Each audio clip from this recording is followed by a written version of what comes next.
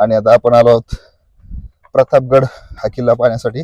मुख्य दरवाजा आहे, हा दरवाजा आहे आणि या दरवाजाच्या बाहेर आपल्याला हे गोलाकार बुरुज पाहायला मिळतात.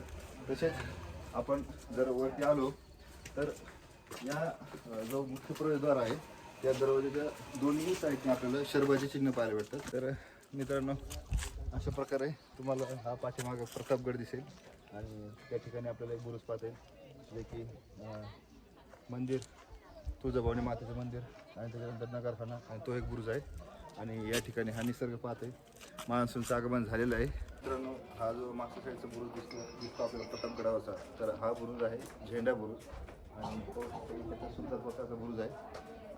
तर हा जो झेंडा बुरुज आहे त्या बुरुजाला बाहेरून एक तटबंदी आहे, ती आपल्याला ती पाहता येईल. ती बाहेरून कशा प्रकारची तटबंदी आहे